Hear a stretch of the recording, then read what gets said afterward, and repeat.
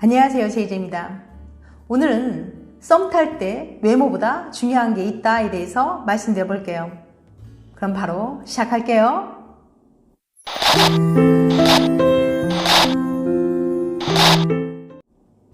난 왜 연애를 못할까?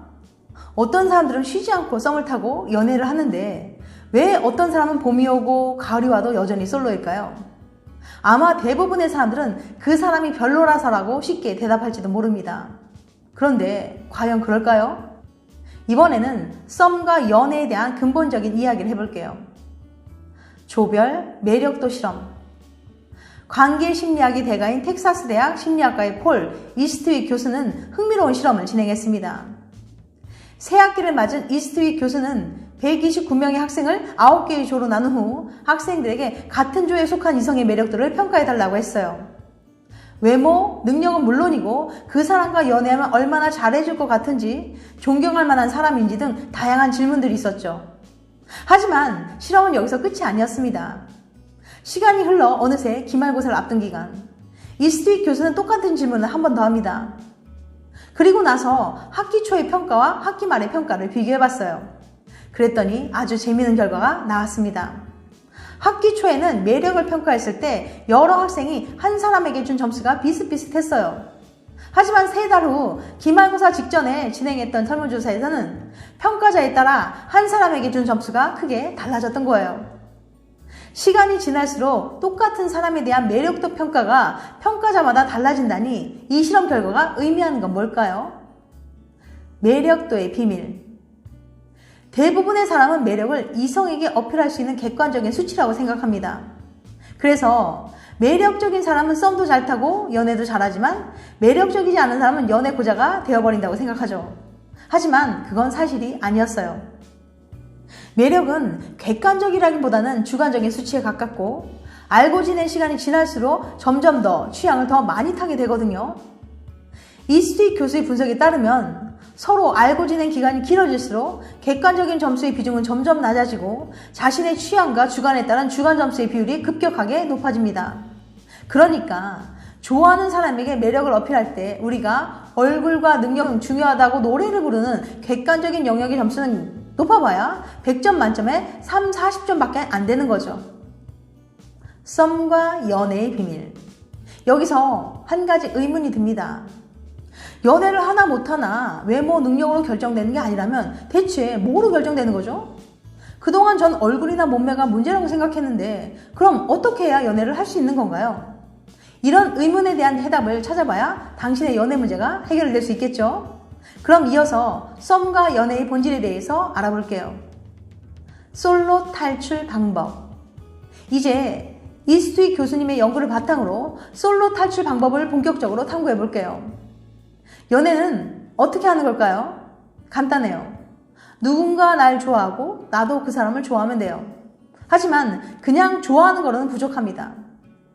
사람의 매력을 100점으로 표현하자면 6, 70점 정도로는 연애 상대가 될 수 없어요. 최소 80점은 돼야 연애하고 싶다는 생각이 들죠. 즉, 나쁘지 않네 정도가 아니라 저 사람 좋아 정도의 평가를 받아야 비로소 연애 가능성이 생긴다는 거예요. 그러니까 당신의 매력을 6, 70점 정도로 봐주는 사람이 아무리 많아봤자 솔로 탈출에 별로 도움이 안 됩니다. 그냥 좋은 친구라고 생각하는 사람이 대부분이기 때문이에요. 당신을 이렇게 생각하는 사람은 많아도 쓸모가 없어요. 당신의 연애에 아무런 도움이 되지 않으니까요. 그보다는 차라리 당신을 80점 이상으로 봐주는 사람이 한 명이라도 있는 게 낫습니다. 이제부터 당신이 할 일은 당신의 매력을 80점 이상으로 평가하는 사람을 최대한 많이 만드는 거예요. 그럼 이제부터 그 방법을 알려드릴게요. 첫 번째, 객관적인 매력에 집착하지 마라. 솔로 기간이 길어진 사람들은 흔히 자기 외모나 능력 같은 객관적인 매력이 부족해서 연애를 못한다고 생각해요. 그래서 객관적인 매력을 높이기 위해 운동을 하고 비싼 옷을 사고 좋은 차를 뽑고 성형수술을 합니다. 물론 이런 노력이 아예 의미가 없다는 건 아니에요. 하지만 앞에서 살펴봤듯이 누군가의 매력을 평가할 때 객관적인 부분은 30%밖에 되지 않아요. 나머지 70%는 전부 주관적인 평가랍니다. 객관적인 매력에만 집착하는 건 번지수를 잘못 짓고 있는 거예요. 마치 교수님이 이번 시험은 서술형이 70점, 객관식이 30점이라고 말했는데 객관식 공부만 하는 거랑 비슷해요. 높은 점수가 나올 리 없죠. 그러니까 만약 지금 외모나 능력에만 집착하고 있다면 그것 때문에 당신이 연애를 못하는 게 아니라는 걸 깨달아야 합니다. 또한 외모나 능력 같은 객관적인 매력은 쉽게 확 올릴 수도 없으니까요. 두 번째, 나만의 색깔을 만들어라. 그럼 당연히 이런 의문이 들 거예요. 주관적인 매력을 어떻게 높이는 거죠? 하지만 이 질문 자체에 오류가 있습니다. 주관적인 매력은 높일 수가 없어요. 말 그대로 주관적이니까요. 주관적인 매력이라는 건 사람에 따라 좋게 보이기도 하고 나쁘게 보이기도 하는 매력이라는 뜻이잖아요.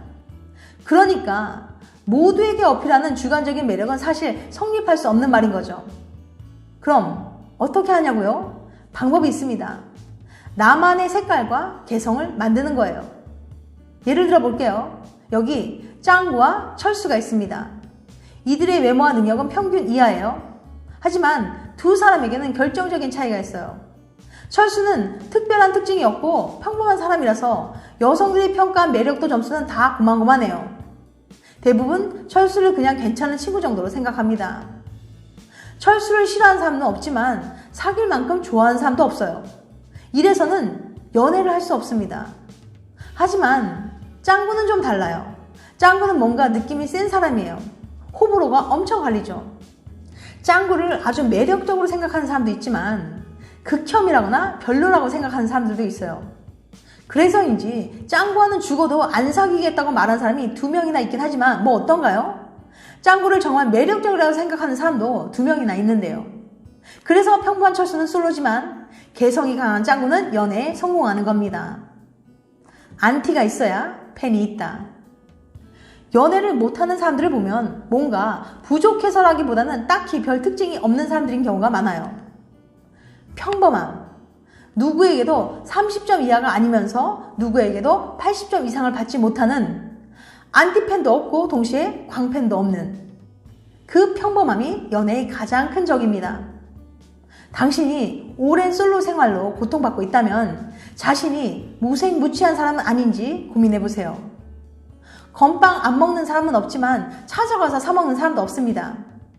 과메기는 향 때문에 못 먹는 사람이 많지만 그거 먹겠다고 포항까지 가는 사람들도 많이 있어요.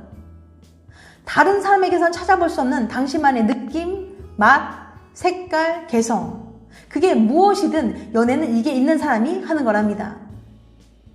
지금까지 썸 탈 때 외모보다 중요한 게 있다에 대해서 말씀드렸어요.